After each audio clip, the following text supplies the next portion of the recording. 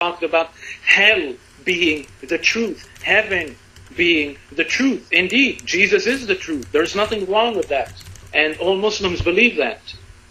So, and I even said, even if the Quran contextually disagrees, my time is up. First, let's go on this point on al-haq. There is a difference between saying that it is true that a place exists or saying that this is the truth. There is a difference between calling that the truth and calling a person the truth. Oh wait, was it not my...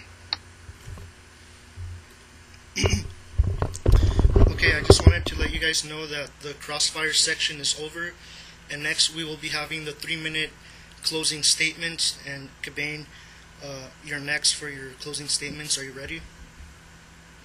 And I'll just pass you the mic. So, okay.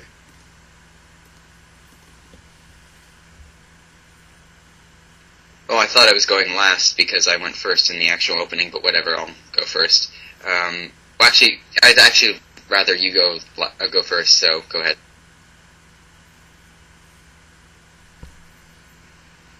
Okay, and by the way, to everybody else, there's still going to be a Q&A after the debate. So now, in tonight's debate, I've issued basically 3 challenges. I started with 2, and then I went into a third.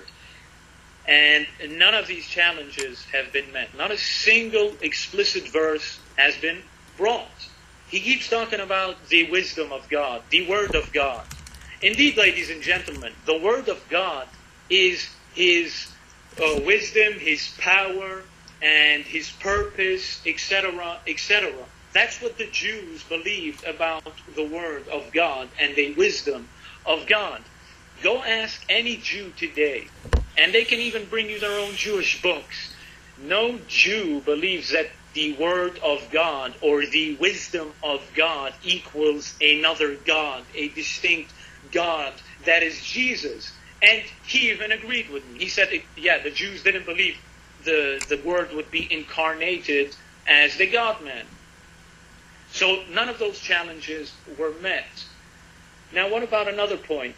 About Jesus being worshipped supposedly in Daniel 7. Now, ladies and gentlemen, in Daniel 7, as I showed you, Jesus was given the kingdom. He doesn't own it. He was given the kingdom. And I'm going to post a link that responds to his weak argument that Allah inherits the kingdom. I'll post that when I'm in the Q&A. And then, even if Jesus was worshipped as he claims, the prophet, not some hillbilly on the side of the street, the prophet Daniel, who has his own divine inspired Bible book in the Bible right now. If you go open any Bible, the prophet Daniel, under God, was worshipped by a king. Daniel, a monotheistic Jew who believes in the 10 Commandments, didn't reject that worship. God, who is communicating with Daniel, Kabane, Thomas, my opponent, gave you a prophecy from Daniel. And this same Daniel is worshipped by a king. Daniel doesn't rebuke him. God doesn't rebuke him. What more do you need? Daniel must be your fourth God. And then we go back to Isaiah chapter 7. He has no response to that. All he has is, a few scholars say this and that. Ladies and gentlemen, as I said at the start of this debate, read the text for yourself. It literally says that this child will not know right from wrong. He's not going to know good and bad. And it says that right after, it says that the child will be given birth to this lady, etc., etc. It's the same prophecy. So to summarize, Jesus was ignorant. He has a God. He prays to God. He never said, I am God. He never said Trinity. God is 3 in 1. He said God is one. He ate. And all of these things. All of these things. So now you need to logically ask yourself, is he God? No, he isn't. I'm off the mic. Alright, thank you, Mr. Zaatari. So I want to go over the debate, and I want to summarize why I won this debate and why Jesus Christ clearly is God from the New Testament. First of all, let's go to Isaiah 7. He has never actually refuted these scholars. He's just made fun of them. He's gone, some scholars, ooh, big whoop, but has he refuted them? No, he hasn't. He's just dropped them, and he's tried to mask the fact that he's dropped them by just mocking them. Mockery is not a valid argument. Okay, he says that, hell and heaven are called the truth in the Hadith, but calling places truthful, as in they truly exist, and calling a person the truth, al-haq, is different things. This is demonstrated by the fact that in 922 AD, Muslims tried to kill a Sufi who claimed to be al-haq, the truth, because they say that he was blaspheming. So Jesus says the same thing as this Sufi. The Muslims say that this Sufi was blaspheming. Why don't they say that Jesus was claiming the same thing as a Sufi? Because he clearly was. He says, well, Jesus was given the kingdom, so that doesn't mean that means he already has it. Or that means he didn't already have it. He says he's going to post a rebuttal to my argument about Allah. I'll wait for that to come up. But let me just point out that according to the Quran, Allah is the heir to the kingdom. And furthermore, Richard Balcom, a noted biblical scholar, notes in his book Jesus and the Eyewitnesses that Jesus' exaltation is an exaltation of an eternal nature. The Greek indicates that it is an eternal exaltation. That's the New Testament. And the Aramaic indicates it's an eternal exaltation, not a temporal exaltation. He mentions Daniel being worshipped.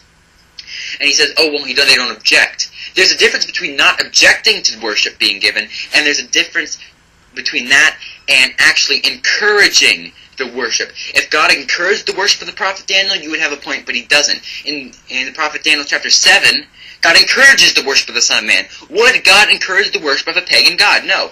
You say, Jesus is the I am, that doesn't mean anything. I addressed this before. And I addressed your response to this and you never responded. Jesus uses the exact Greek words given in the Greek Septuagint that Yahweh uses. Jesus appropriates the exact words several times. You focus on one example. I've given several examples that you haven't responded to. You say, just go ask a Jew what they believe about the wisdom of God. I am not referring to modern Jews. Rather, I am referring to the ancient Jews whose beliefs are elaborated in the Aramaic Targums. You've never refuted the evidence given in the Aramaic Targums that the ancient Jews were Trinitarians. Now, let me just summarize real quickly. I have shown that the Son of Man is encouraged to be worshipped by God himself. Therefore, the Son of Man may be considered God. Jesus claims the title Son of Man. Second, I have shown that Jesus Christ claims the divine title I am. He is not merely called I am as like, God is I am, but he says, I am the great I am. He appropriates the exact language from the Old Testament and applies it to himself.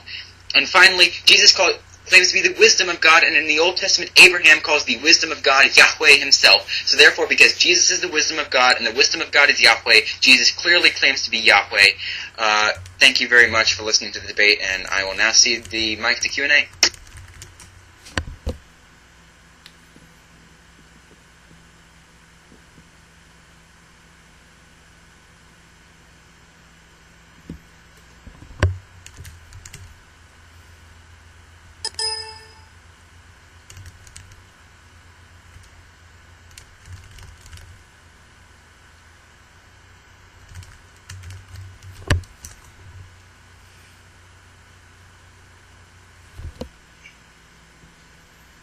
Yes, hello everyone here, and salam alaikum to Muslims, and hello and greeting to all non-Muslims. Thank you, both of you, for respecting both of the debater.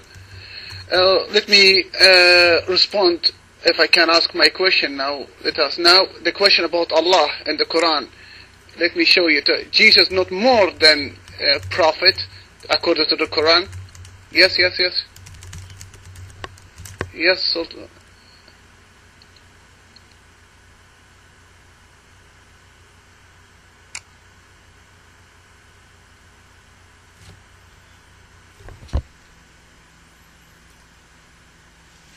Alright, okay, I don't ask. Alright, let us be fair. We take one Muslim and one Christian. Alright, let us be fair.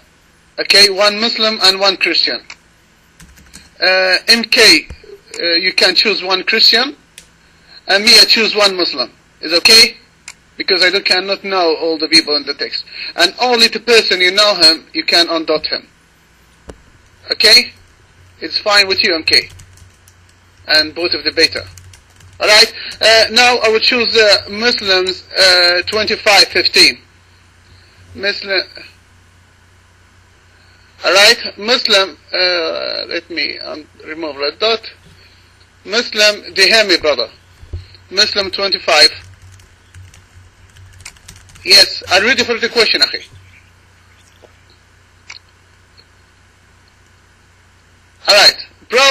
المايك is yours أخي الحبيب.